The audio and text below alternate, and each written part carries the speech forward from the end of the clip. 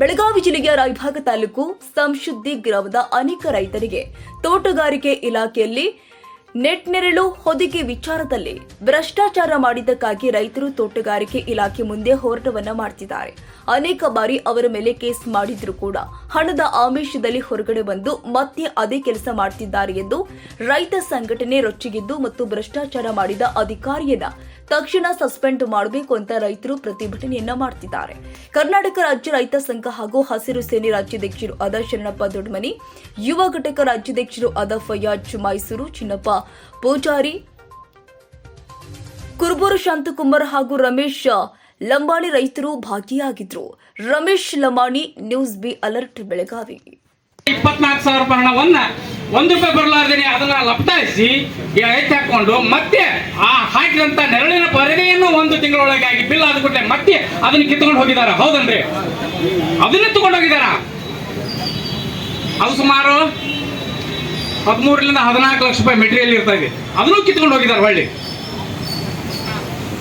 ಇಂಥ ಭ್ರಷ್ಟ ಅಧಿಕಾರಿಗಳನ್ನ ಕೆಲಸದಿಂದ ಡಿಸ್ಮಿಸ್ ಮಾಡಬೇಕು, ಇಲ್ಲಾಂದ್ರೆ ಅಮಾನತು ಮಾಡಬೇಕು. ಮತ್ತು ಅವರಿಗೆ ಪ್ರಮೋಷನ್ ಆಗಿದೆ ಅಂತ ಪ್ರಮೋಷನ್ ಕೊಟ್ಟು ಮತ್ತೆ ಬೇರೆ ಇಲಾಖೆಗೆ ಅಥವಾ ಇದೇ ಇಲಾಖೆಯಲ್ಲೇ ಉಳಿಸ್ಕೊಂಡಿದ್ದಾರೆ. ಹಾಗಾಗಿ ಇಂಥ ಅಧಿಕಾರಿಗಳಿಗೆ ಸೂಕ್ತ ಕ್ರಮ ಮಾನ್ಯ ಜಿಲ್ಲಾಧಿಕಾರಿಗಳು, ಸಿಇಒ, ಮೇಲಾಧಿಕಾರಿಗಳು ತಗೋಬೇಕಂತೇಳಿ ಅವರಲ್ಲಿ ಮನವಿ ಮಾಡಿಕೊಳ್ತಾ, ನಮ್ಮ ರೈತ ಬಾಂಧವರು ಮಾತಾಡೋರು ಇದ್ರೆ ಯಾರನ್ನು ಮಾತಾಡೋದು.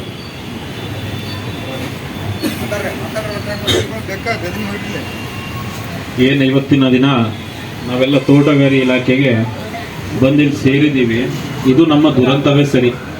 ಯಾಕಂದ್ರೆ ಈ ಅಧಿಕಾರಿಗಳಿಗೆ ಹೆಂಡತಿ ಮಕ್ಕಳಿಗೆ ಮನೆಗೆಲ್ಲ ಸಂಸಾರ ಮಾಡಕ್ಕೆ ಸಂಬಳ ಕೊಟ್ಟು ಮಡಿಕೊಂಡು ನಾವು ಈಗ ನಮ್ಮ ಬೇಲಿನೇ ಹೊಲ ಮೇದಂಗೆ ಮೇಯ್ತಿದ್ದಾರೆ ಅವರು. ನಾವು ಇವ್ರು ನಮ್ಮ ರಕ್ಷಕರು ಅಧಿಕಾರಿಗಳು ನಮ್ಮನ್ನ ಕಾಪಾಡ್ತಾರಂತ ಹೇಳಿ ಸಂಬಳ ಕೊಟ್ಟು ಅವ್ರ ಹೆಂಡತಿ ಮಕ್ಳಿಗೆ ಸೀರೆ ಉಡ್ಸೋದಕ್ಕೆ, ಕಾರಲ್ಲಿ ತಿರುಗಾಡೋದಕ್ಕೆ, ಎ ಸಿಲಿ ಇರೋದಕ್ಕೆ ಪ್ರತಿಯೊಂದಕ್ಕೂ ಸಂಬಳ ಕೊಟ್ಟು ಇಟ್ಕೊಂಡು ಅದೇ ರೀತಿ ನಮ್ಮನ್ನೇ ಲೂಟಿ ಹೊಡಿತಿದ್ದಾರೆ. ಇಂಥ ಭ್ರಷ್ಟ ಅಧಿಕಾರಿಗಳ ಅವಶ್ಯಕತೆ ನಮಗೆ ಇದೆಯಾ ಎಂಬುದು ಮುಖ್ಯ ಪ್ರಶ್ನೆ. ನಾವು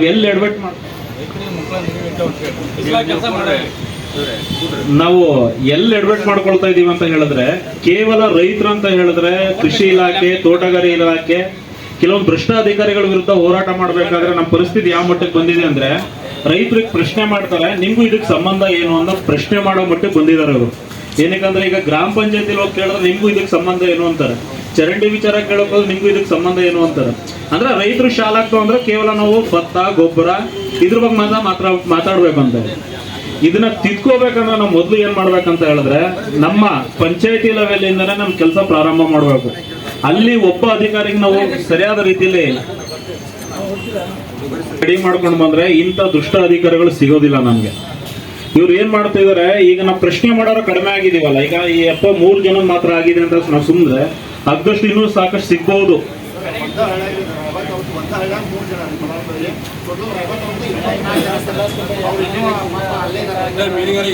ಹೇಳಿದ್ರೆ ಯೋಚನೆ ಮಾಡ್ರಿ. ನಿಮ್ ಚಿಕ್ಕ ಉದಾಹರಣೆ ಕೊಡ್ತೀನಿ ನಾನು. ಚಿಕ್ಕಮಗಳೂರು ಜಿಲ್ಲೆ ಕಡೂರು ತಾಲೂಕಲ್ಲಿ ಇದೇ ರೀತಿ ಸೇಮ್ ಆಗಿದೆ. ಹೇಗಾಗಿದೆ ಅಂತ ಹೇಳಿದ್ರೆ, ಕೃಷಿ ಇಲಾಖೆಯಿಂದ 6.5 ಕೋಟಿ ಬರ ಪರಿಹಾರ ಹಣ ಬಿಡುಗಡೆ ಆಗಿದೆ. ಕಡೂರಮ್ಮ ತಾಲೂಕು ಊರಲ್ಲಿ ಗಂಗಮ್ಮ ಅಂತ ಇಲ್ಲಿರ್ತಕ್ಕಂಥ ಇಂಧನ ಮಂತ್ರಿಗಳು ಜಾರ್ಜ್ ಅವರು ಅದನ್ನ ಕೈ ಬಿಟ್ಟಾರ. ಸದನಕ್ಕೆ ಅದನ್ನು ಮತ್ತೆ ಒಂದು ಅನುಮತಿಯನ್ನು ಪಡೆದ ನಂತರ ಯೋಜನೆ ಮುಂದುವರಿಯುತ್ತೆ ಅಂತೇಳಿ ಈಗಾಗಲೇ ಸರ್ಕಾರದ ಅಧಿಕಾರಿಗಳು ನಮ್ಮ ಗಮನಕ್ಕೆ ತಿಳಿಸಿದ್ದಾರೆ. ಅದೇ ರೀತಿಯಾಗಿ ಈ ಭಾಗದಲ್ಲಿ ಹಲವಾರು ಇವತ್ತೇನು ತುಂಗಭದ್ರಾ ಜಲಾಶಯ ಇಟ್ಕೊಂಡು ಇವತ್ತೇನು ಅಲ್ಲಿರ್ತಕ್ಕಂಥ ಎಣ್ಣೆ ಬೆಳೆ ರೈತರಿಗೆ ಅನಾನುಕೂಲ ಆಗ್ತಾ ಇದೆ. ಹಂಗಾಗಿ ನವಲಿ ಸಮಾನಾಂತರ ಜಲಾಶಯವನ್ನು ಕಟ್ಟಬೇಕಂತೇಳಿ ಇಡೀ ನಾಡಿನ ಉದ್ದಗಲಕ್ಕೂ ಹೋರಾಟ ಮಾಡಿದಾಗ ಸೋನಪ್ಪ ಪೂಜಾರಿ ನಾವು ಇಲ್ಲಿ ಬೆಳಗಾವಿ ಅಧಿವೇಶನದಲ್ಲಿ ಕೂಡ ಅದನ್ನು ಚರ್ಚೆ ಮಾಡಿದಾಗ ಇಂದಿನ ಸರ್ಕಾರ 100 ಕೋಟಿ ರೂಪಾಯಿ ಅನುದಾನವನ್ನು ಇಟ್ಟಿತ್ತು. ಇದುವರೆಗೆ ಅದಕ್ಕೆ ಒಂದು ಶಂಕುಸ್ಥಾಪನೆ ಕೂಡ ಮಾಡೋಕ್ಕಾಗಿಲ್ಲ. ಹಂಗಾಗಿ ಹಲವಾರು ಹೋರಾಟಗಳು ಈ ವೇದಿಕೆಗೆ ಗಮನಕ್ಕೆ ಇರಲಿ ಅಂತೇಳಿ ಈ ಒಂದು ಸಂದರ್ಭದಲ್ಲಿ ತಿಳಿಸ್ತಾ ಇದ್ದೀನಿ. ತೋಟಗಾರಿಕಾ ಇಲಾಖೆಯಿಂದ ಪರಿಶಿಷ್ಟ ಜಾತಿ ದಲಿತ ರೈತರಿಗೆ ಬಂದಂತ ಸಹಾಯಧನ ಯಾವುದು ಶೆಡ್ನೆಟ್ ಅಳವಡಿಕೆ ವ್ಯವಹಾರದಲ್ಲಿ ಕಾಮಗಾರಿಯಲ್ಲಿ ಬಂದಂತ ಭಾರಿ ದೊಡ್ಡ ಪ್ರಮಾಣದ ಅಂದ್ರೆ 3 ರೈತರಿಗೆ 57 ಲಕ್ಷಕ್ಕಿಂತ ಹೆಚ್ಚು ಹಣ ಸಹಾಯಧನ ಒಂದೇ ಗ್ರಾಮದೊಳಗೆ. ಇದೇ ರೀತಿ ತಾಲೂಕಿನ ಬಹಳಷ್ಟು ಆಗಿದಾವ್ರಿ. ಮತ್ತು ರಾಜ್ಯ ತುಂಬ ಭಾಳಷ್ಟು ನೂರಾರು ಕೋಟಿ ರೂಪಾಯಿ ಅವ್ಯವಹಾರ ಇದು ಭ್ರಷ್ಟಾಚಾರ. ಆ ಗುಪ್ತ ರೈತರನ್ನ, ಅನಕ್ಷರಸ್ಥ ರೈತರನ್ನ ಆಯ್ಕೆ ಮಾಡಿ ಫೆಬ್ರಿಕೇಟರ, ಏಜೆಂಟರ, ಡಿಸ್ಟ್ರಿಬ್ಯೂಟರ್ಗಳನ್ನೆಲ್ಲ ಸೇರಿ ಅಧಿಕಾರಿಗಳು, ಬೆಳಗಾವಿ ಜಿಲ್ಲಾ ಆಗಿನ ಉಪ ನಿರ್ದೇಶಕ ರವೀಂದ್ರ ಬಾಳಪ್ಪ ಹಕಾಟಿ, ರಾಯಬಾಗ ಹಿರಿಯ ಸಹಾಯಕ ತೋಟಗಾರಿಕಾ ನಿರ್ದೇಶಕ ಮಾರುತಿ ಆರ್ ಕಳ್ಳಿಮನಿ ಮತ್ತು AHO ಅಶೋಕ್ ಕರ್ಯಾಪಗೋಳ ಮತ್ತು ಶಿವಾನಂದ್ ಸೌಸುದ್ದಿ ಇವರೆಲ್ಲರೂ ಸೇರಿ ಮತ್ತು ಎಕ್ಸಿಸ್ ಬ್ಯಾಂಕಿನ ಮ್ಯಾನೇಜರ್ನೂ ಸಹಿತ ಇದರೊಳಗೆ ಭಾಳ ಅವರು ಕೂಡ ಶಾಮೀಲಾದ್ರೆ ಸಹಕಾರದಾನು. ಅವನ ಸಹಕಾರದಿಂದನೇ ಆ ಭ್ರಷ್ಟಾಚಾರ ಮಾಡಿ, ಫೋರ್ಜರಿ ಮಾಡಿ, ಸಬ್ಸಿಡಿದನ್ನ ಲೂಟಿ ಮಾಡೋದಕ್ಕೆ ಕಾರಣ ಆಗಿದ್ದಾರೆ. ಅದಕ್ಕೆ ಎಲ್ಲರ ಮೇಲೆ ಕ್ರಿಮಿನಲ್ ಕೇಸ್ ಆಗಬೇಕು, ಇವ್ರಿಗೆ ಜೈಲು ಶಿಕ್ಷೆನೂ ಆಗಬೇಕು, ಮತ್ತು ಎಲ್ಲ ರೈತರಿಗೆ ಅಮಾನತ್ ಆಗ್ಬೇಕ್ರಿ. ಮತ್ತು ಭಾಳ ದೊಡ್ಡ ಪ್ರಮಾಣ ರಾಜ್ಯ ತುಂಬ ತನಿಖೆ ಆಗಬೇಕು. ಅಲ್ಲ, ಈಗ ಬೆಳಗಾವಿ ಜಿಲ್ಲೆದಾಗ ಎಷ್ಟು ಫಲಾನುಭವಿಗಳ ಖಾತೆಗೆ ಸಬ್ಸಿಡಿ ಹಣ ಜಮಾ ಆಗ್ಬೇಕ್ರಿ, ಮತ್ತು ಹೆಡ್ನೆಟ್ಟು ಹಾಕಿ ಕೊಡಬೇಕು. ಅಲ್ಲ, ಈಗ ಬೆಳಗಾವಿ ಜಿಲ್ಲೆದಾಗ ಎಷ್ಟು ಹಣದ ಹಗರಣ ಆಗೈತ್ರಿ? ಬೆಳಗಾವಿ ಜಿಲ್ಲೆದಾಗ ಜಿಲ್ಲಾದಾಗ ಕೋಟ್ಯಾಂತರ ರೂಪಾಯಿ ಐತ್ರಿ, ಅದು 16 ಕೋಟಿ ರೂಪಾಯಿ ಐತ್ರಿ. ಅದ್ರ ನಮ್ಮ ಊರೊಳಗೆ ಅಟ್ಟ ಬಸವಾಡ ಗ್ರಾಮದೊಳಗೆ 50 ಲಕ್ಷ ರೂಪಾಯಿಗಿಂತ ಹೆಚ್ಚಾಗಿದೆ. ಇವರೇ ಅಧಿಕಾರಿ? ಇದೇ ಅಧಿಕಾರಿಗಳು.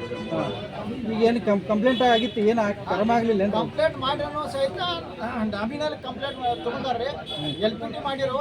ಅದ್ರ ಮೇಲೆ ಅದು ಫಿರ್ಯಾದಿ ಅವ್ರಿಗೆ ಜಾಮೀನು ತಗೊಳಕ್ಕೆ ಹೇಳಿ ಫಿರ್ಯಾದಿ ದಾಖಲು ಮಾಡ್ಕೊಂಡಾರ್ರಿ. ಅದರ ನಾಮಕೆ ವಾಸ್ತೆ ಅದನ್ನು ಭಾಳ ಪರಿಣಾಮಕಾರಿ ಮಾಡಿಲ್ಲ. ನಿಮ್ಮ ಬೇಡಿಕೆ ಏನು ರೀ ಸರ್? ನಮ್ಮ ಬೇಡಿಕೆ